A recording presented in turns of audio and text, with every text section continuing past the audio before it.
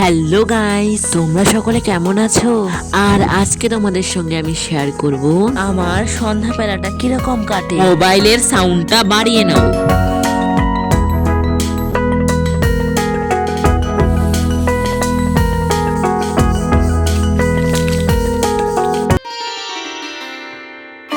তো তোমরা সকলে কেমন আছো? আজকের ব্লগটা এখান থেকেই শুরু করছি।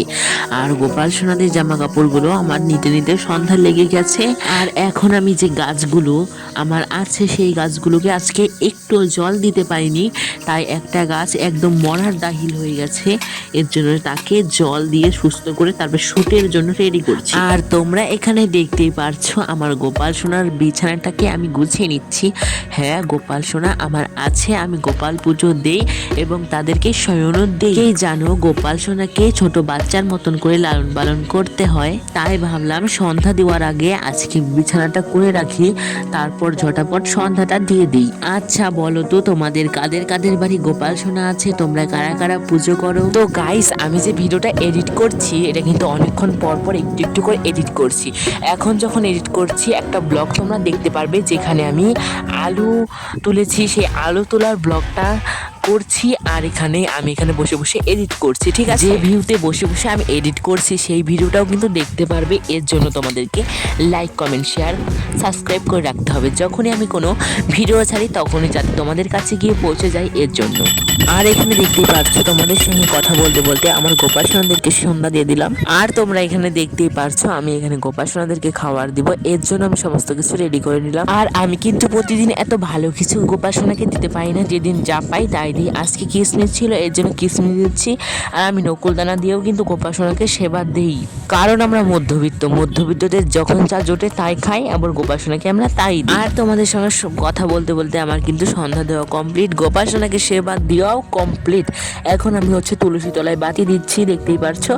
তারপরে আমি সারা বাড়িতে একটু ধূপ দেখিয়ে নিব, কারণ ধূপ না দেখালে বাড়িটা কিরকম একটা আনকন্টিফেন্টাল কিছু একটা, মানে বলতে পারলাম না, মুখে উচ্চারণ হয়নি, ওইরকম কিছু একটা মনে হয়। আর তোমরা কিন্তু আবার এরকম এই কথাটা নিয়ে হাসাহাসি করো না, আমাকে কমেন্ট করো না, ঠিক আছে?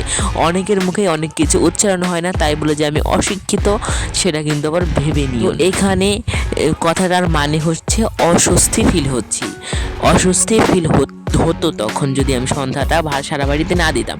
তো তোমাদের সঙ্গে বকর বকর সকর করতে করতে এখানে দেখতেই পারছো আমি গোপাল সোনাকে ঘুম পাড়িয়ে দিচ্ছি আস্তে আস্তে, হাত বুলে বুলে। বললামই তো গোপাল সোনাকে বাচ্চাদের মতন করে সেবা করতে হয়। এখানে বড় গোপাল সোনা, ছোট গোপাল সোনা, আর এখানে আমার কেশরী সোনা মানে রাধা রানীরই ছোট মূর্তি বা ছোট স্বরূপ রাধা রানী, বাল রাধা রানী, ছোট রাধা রানী, ঠিক আছে? ছোট রাধা রানীর ছোটবেলা, তাকে আমি এখন শয়ন দিয়ে দিচ্ছি। বেশি বকর বকর করছি আমি, তোমরা আবার অস্বস্তি ফিল করতে পারো। তোমরা কিন্তু পুরো ভিডিওটা দেখেই যাবে, পুরো ভিডিওটা মজাটা নিয়েই যাবে।